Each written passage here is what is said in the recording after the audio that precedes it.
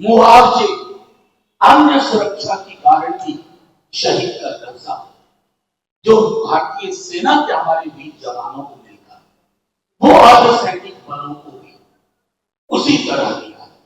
बिंदुवार मैं ये बातें रखूं, उससे पूर्व मैं एक बात कहना चाहूंगा। इस तरह की पहलकदमी से देश की सेना का मनोबल बढ़ता है। जैसे पूरा देश दलीय दायरों से ऊपर उठ करके अब तक एक जैसा सोच रहा है, वही सोच, सामूहिक सोच माननीय गृह मंत्री जी को, माननीय प्रधानमंत्री जी को प्रेरित करे और इस पर फैसला लिया जाए।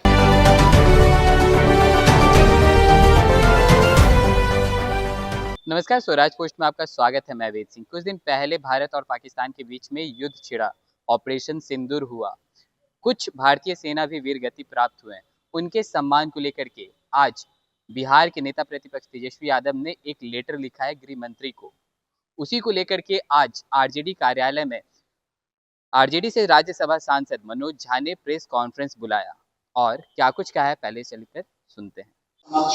आने का सबसे बड़ा मकसद है कि हमारे नेता प्रतिपक्ष और महागठबंधन दल के संयोजन समिति के अध्यक्ष तेजस्वी जी ने माननीय गृह मंत्री भारत सरकार को एक पत्र लिखा है। पत्र एक ऐसे कालखंड में लिखा गया है, एक ऐसे ऐतिहासिक संदर्भ में लिखा गया है जब पूरा देश उद्वेलित, परेशान। पहलगाम में जो हुआ, हमारे दल ने बार बार कहा कि ये महज एक दहशतगर्दी का एक एपिसोड नहीं था। दहशतगर्दी के माध्यम से इस देश में नफरत होने की साजिश थी, लेकिन शुक्रिया इस देश की मिट्टी का कि जो सरहद पार के नापाक मंसूबे थे, उसको हमारी मिट्टी ने नेस्तनाबूद कर दिया। उस मिट्टी ने दिखा दिया, इस मिट्टी में विक्रम मिस्री है, व्योमिका है, सोफिया कुरैशी है। इस मिट्टी को कोई बांट नहीं सकता। उस संदर्भ में हमारे सेना की कैजुअलिटी भी हुई। किसी घर का जब चराग बुझता है, युद्ध हो, युद्ध जैसे हालात हो, आतंक की घटनाएं हो, तमाम चीजें होती हैं। मुआवजा की घोषणा होती है, सुरक्षा, सामाजिक सुरक्षा पेंशन की घोषणा होती है, पार्थिव शरीर पर श्रद्धांजलि देने में हम सब पहुंचते हैं नम आंखों से।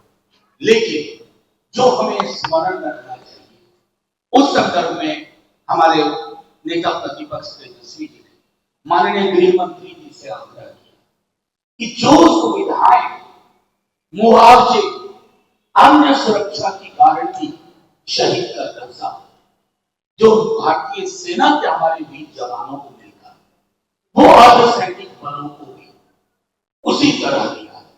बिंदुवार मैं ये बातें रखूं, उससे पूर्व मैं एक बात कहना चाहूंगा। इस तरह की पहलकदमी से देश की सेना का मनोबल बढ़ता है, देश के सुरक्षा बलों का मनोबल बढ़ता है। आखिर सरहद पे वो हमें विपरीत परिस्थिति में खड़े होकर के हमें महफूज रखते हैं। हम आप आज मीडिया इंटरेक्शन कर रहे हैं, इसलिए कि सरहद पर खड़ा हमारा हर सैनिक, चाहे भारतीय सेना का हो या अर्धसैनिक बल, उसने हमें महफूज रखा होगा। अभी हाल में ऑपरेशन सिंदूर के दौरान भी हमने ये बातें देखी। तो उन्होंने बिंदुवार जो कुछ चीजें की कही है, उस पूरा पत्र भी मैं आपको दिखा दे रहा हूं। ये पूरा पत्र है, माननीय नेता प्रतिपक्ष तेजस्वी जी ने गृह मंत्री जी के नाम लिखा।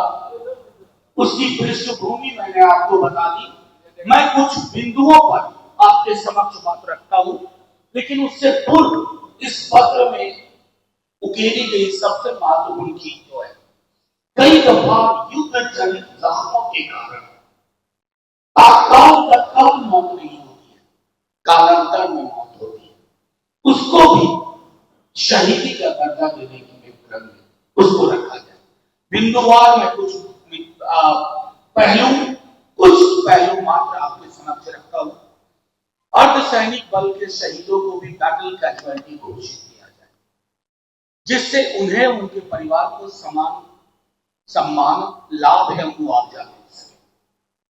सरकारी नौकरी, पेंशन एवं अन्य सरकारी सुविधाओं में सेना में अर्धसैनिक बलों के शहीदों के परिजनों में अनुरूपता, सिमिलैरिटी हो। नेशनल वॉर मेमोरियल जो इस बात की तस्दीक करता है कि ये मेमोरियल किनका है, इसकी महत्ता क्या है, उसमें भी अर्धसैनिक शहीदों के नाम दर्ज किए जाए। एक्स ग्रेसिया हो और राज्य सरकार की ओर से दिए जाने वाली प्रतिपूर्ति में समानता हो। हम आतंकवाद से ही नहीं जूझ रहे हैं, युद्ध जैसे हालात से नहीं। नक्सलवाद, आतंकवाद विरोधी कार्रवाई, युद्ध या युद्ध जैसी परिस्थितियां अगर होती है तो दिव्यांगता के बाद सैनिक अर्धसैनिक बल के जवानों को सेवानिवृत्ति दी जाती है। फिर जब कालांतर में 6 महीने, 8 महीने, साल भर, 2 साल, 4 साल बाद उनकी मौत होती है, हम इस बात को बिसरा देते हैं कि उनकी मौत के पीछे वो प्रभावी कारण है जिसको एड्रेस करना जरूरी है और उसको शामिल किया जाए। और मैं समझता हूं कि माननीय नेता प्रतिपक्ष ने पूरी संजीदगी के साथ, संवेदना के साथ हमारी आपकी मनोभावना को माननीय गृह मंत्री जी तक पहुंचाने का काम किया है। मैं एक बार फिर दोहराता हूं कि आज की डेट में अगर पहलगाम के बाद हमारे सैनिकों ने, अर्धसैनिक बलों ने जो आतंक विरोधी कार्रवाई की, उसकी दुनिया भर में एक बात के लिए सराहना हो रही है।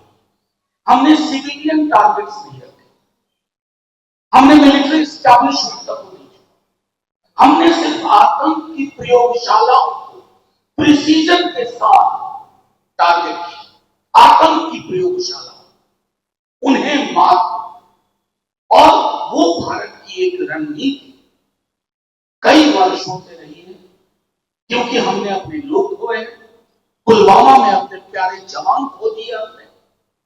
आज सवाल पूछने का नहीं है, ये पत्र लिखा गया है पूरी संवेदना के साथ अपने अर्धसैनिक बलों के सम्मान में, माननीय गृह मंत्री के नाम, और उम्मीद है जैसे पूरा देश दलीय दायरों से ऊपर उठ करके अब तक एक जैसा सोच रहा है, वही सोच, सामूहिक सोच माननीय गृह मंत्री जी को, माननीय प्रधानमंत्री जी को प्रेरित करे और इस पर फैसला लिया जाए। शुक्रिया। देखिए, तो आपने सुना कि किस तरह से मनोज झा ने साफ तौर पर बताया कि उस पत्र में क्या कुछ लिखा है। उसमें लिखा है साफ तौर पर कि जो सेना है, जो वीरगति प्राप्त किए हैं, उनको भी भारतीय सेना की जैसा ही सम्मान मिलना चाहिए और उनकी सुख सुविधा भी जो भी हो उसको जो भारत सरकार है उनको मुहैया कराए। तो चलिए, और भी ऐसे तमाम खबरों का सिलसिला इसी प्रकार बना रहेगा। स्वराज पोस्ट पे अपनी प्रतिक्रिया को हमारे कमेंट बॉक्स में जरूर साझा करें। धन्यवाद।